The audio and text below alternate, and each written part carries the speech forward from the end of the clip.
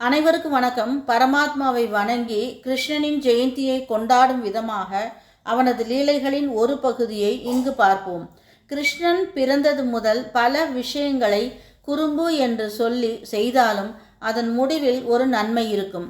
இதற்கு முன் பல எபிசோடுகள் கிருஷ்ண ஜெயந்தியை முன்னிட்டு கிருஷ்ணனின் செயல்களை நினைவு கூர்ந்தோம்.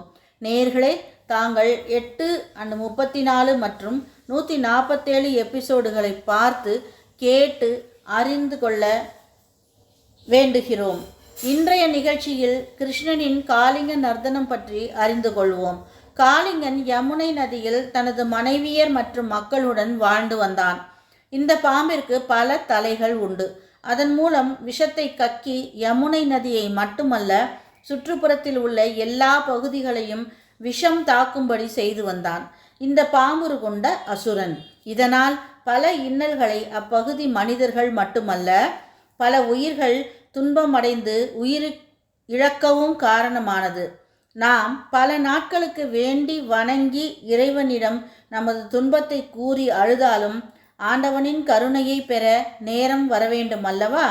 ராம அவதாரமும் கிருஷ்ண அவதாரமும் கொடியவர்களை, அரக்கர்களை, தீயவர்களை அழித்து நாம் வாழ்வில் எப்படி நடந்து கொள்ள வேண்டும், நமது துன்பங்களை எதிர்கொள்ள வேண்டும், துன்பங்களை மட்டுமல்ல சூழலுக்கு ஏற்ப எவ்வாறு ஒரு விஷயத்தை அமைதியான முறையில் கையாள வேண்டும் என்றும் நமக்கு வாழ்ந்து வழிகாட்டியுள்ளனர். அதுபோல் காளிங்கன் என்ற பாம்பு அரக்கனை அழிக்க கிருஷ்ணனின் கவனத்திற்கு வர நேரம் வந்தது.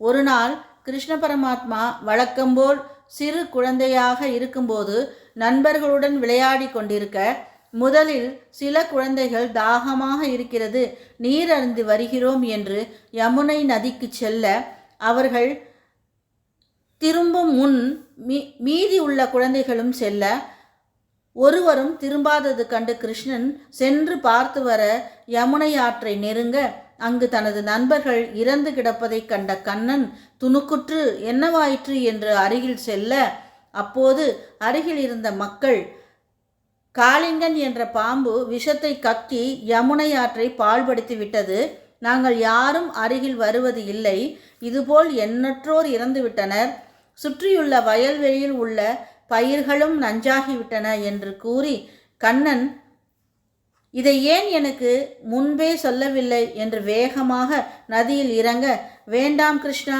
நீ போகாதே போகாதே என கூப்பாடு போட, கிருஷ்ணன் உள்ளே சென்று காளிங்கனை பார்த்தவுடன் காளிங்கன் சீறிக்கொண்டு நதியின் மேல் வர, கிருஷ்ணன் அதன் வாளை பிடித்து சுழற்ற, அவனது மனைவியர், கிருஷ்ணா எதுவும் செய்து விடாதே, எமக்காக அவரை விட்டுவிடுங்கள் என்று வேண்ட, கிருஷ்ணன் வாளை பிடித்து கையில் பிடித்து கொண்டு 5 தலை கொண்ட நாகத்தின் தலை மீது ஏறி நின்று நர்த்தனமாட, அதை கண்ட காளிங்கனின் ஆணவம் அழிந்து, இச்சிறியவன் நம் தலை மீது நின்று நடனம் ஆடுகிறானே, நம்மால் எதுவும் செய்ய இயலவில்லையே என்று எண்ண, இது கடவுளின் விளையாட்டு என்று உணர்ந்து கர்வம் அழிந்து தனது தவறை உணர ஆரம்பிக்கிறான்.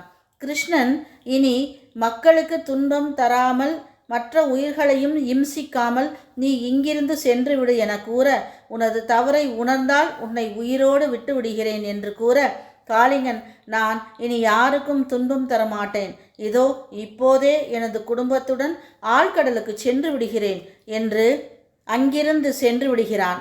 இதன் மூலம் நாம் அறிந்து கொள்வது 5 தலை நாகம் என்பது நமது ஐம்புலன்களே. அவற்றை நாம் அடக்கி அமைதியாக வாழ வேண்டும் என்பதை உணர்த்தவே கிருஷ்ணன் இதுபோல் ஒரு நிகழ்வை நடத்தி காட்டியுள்ளான். இந்த கிருஷ்ண ஜெயந்தியை கொண்டாடுவதோடு நாமும் பல நல்ல செயல்களை நினைவு கூர்ந்து மனதில் நிறுத்தி நமது அமைதியாக நமது வாழ்க்கையை வாழ்வோம். அனைவருக்கும் கிருஷ்ண ஜெயந்தி நல்வாழ்த்துக்கள். நன்றி, வணக்கம். மீண்டும் சந்திப்போம்.